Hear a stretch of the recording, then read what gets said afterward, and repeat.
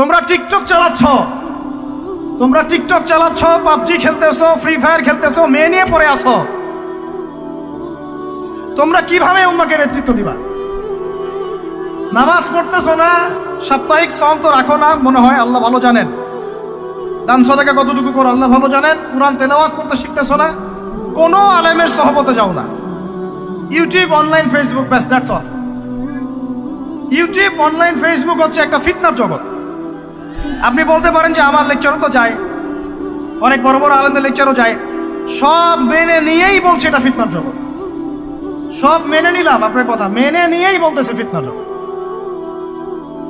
কারণ এর কন্ট্রোলও কুফর শক্তির হাতে, এর কন্ট্রোলও তাগুতি শক্তির হাতে। আপনি এটা নিয়ন্ত্রণ করেন নাই, এই প্রযুক্তি আপনি তৈরি করেন নাই।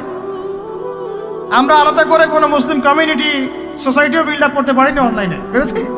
আমাদের কোনো স্বতন্ত্র সামাজিক যোগাযোগ মাধ্যম আছে বলেন? ওমর ইবনে খাত্তাবের মতো একজন স্বাধীন মানুষ দেন।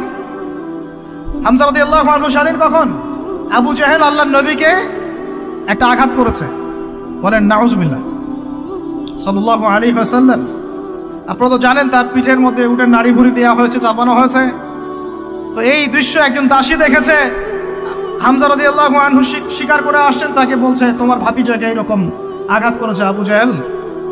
আবু জাহেলের নাম কিন্তু আবু জাহেল না, আবু জাহেলের নাম আবুল হাকাম। সেও কিন্তু আল্লাহকে বিশ্বাস করত। আপনারা মনে করবেন না যে সে একদম ইহুদি ছিল বা খ্রিস্টান ছিল, এমন না। সে আল্লাহকে বিশ্বাস করত, কিন্তু আল্লাহ পাকের বিধান মানত না। এখন হামজা রাদিয়াল্লাহু আনহু বলছেন ওয়া ফাআলা যালিক, সে কি সত্যিই কাজ করেছে? হ্যাঁ, সত্যিই কাজ করেছে। আচ্ছা চলো দেখাও আবু জাহেল কোথায় আছে।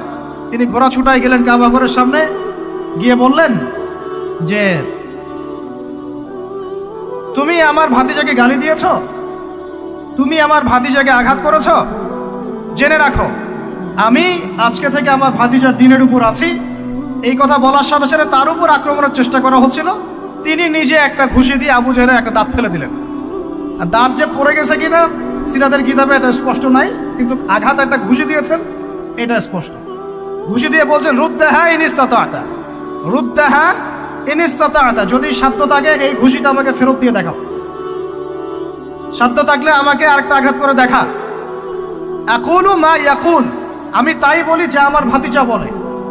শাহিদতু আল্লা ইলাহা ইল্লাল্লাহ ওয়া আন্না মুহাম্মাদান আবদুহু ওয়া রাসূলুহু, আমি সাক্ষ্য দিচ্ছি বা দিলাম আল্লাহ ছাড়া কোনো ইলাহ নাই, মুহাম্মদ আমার ভাতিজা আল্লাহর রাসূল। তোর সাধ্য থাকলে আমাকে ঠেকা। এরকম জেনারেশন দিতে পারবেন? আপনার ছেলেটা কি এরকম? আপনার ভাইরা কি এরকম? এই আমাদের মায়েরা তাদের সন্তান কি এরকম? যে মেয়েদেরকে ঘরে নিয়ে আসছেন, এই মেয়েগুলাও কি সুমাইয়ার মতো? উম্মে আমারা একজন নারী সাহাবী, উম্মে আমারা উহুদের যুদ্ধে চতুর্দিক থেকে আল্লাহ নবীকে আক্রমণ করা হচ্ছে, তিনি একাই তীর ছুটছেন।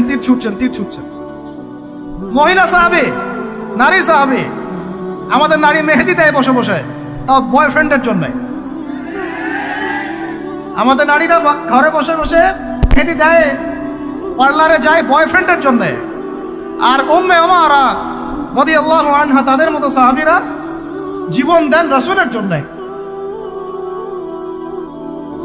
স্বাধীনতা এই যে তারা স্বাধীন, আল্লাহর দাসত্বের অধীনে তারা কাউকে পরোয়া করতেন না। তখন উম্মাহ ছিল স্বাধীন। আর কি, আর কার কয়জনের কথা বলবো আপনাদেরকে? মুসআব বিন উমাইর, বিখ্যাত সাহাবী, তরুণ সাহাবী, দায়ী মানুষ, এত দামি পারফিউম ইউজ করতেন, এটা এখনকার লাখ টাকা কোটি টাকার দাম হবে।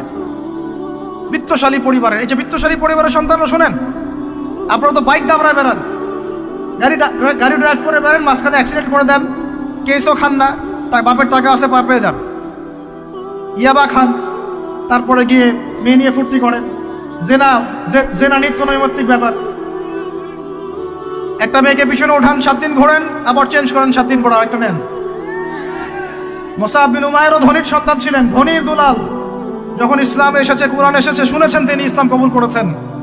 মা সম্পত্তি থেকে বঞ্চিত করেছে, তাকে চাটাইয়ের মধ্যে জড়িয়ে নিচে আগুন দেওয়া হতো, ধোঁয়া দেওয়া হতো, আযাব দেওয়া হতো পারিবারিকভাবে। তিনি যখন নবীর কাছে আসলেন, নবী তাকে বললেন তুমি মদিনায় যাও। কোথায়? মদিনায় গিয়ে দাওয়াতি কাজ করো। মদিনায় দাওয়াতি কাজ করতে লাগলেন। তার একক দাওয়াতে মদিনার ৭৫টা পরিবার ইসলাম কবুল করেছে। এই যে মদিনায় যে ইসলামের আপনি জয় জয়কার দেখছেন, এটা মুসআব বিন উমাইর রাদিয়াল্লাহু আনহু দাওয়াতের একটা ফসল, আল্লাহ রসুলের দোয়া। কয়টা পরিবার? এই ৭৫ পরিবার এসে বায়াত করলেন নবীর কাছে, তারপরে নবী হিজরত করলেন মদিনায়। এমনি এমনি হয়নি, এটা প্রেক্ষাপট। ওই মুসআব বিন উমাইর রাদিয়াল্লাহু আনহু উহুদের যুদ্ধে শহীদ হচ্ছেন, তার গায়ে তখন ৫০টার বেশি তরবারের আঘাত আছে।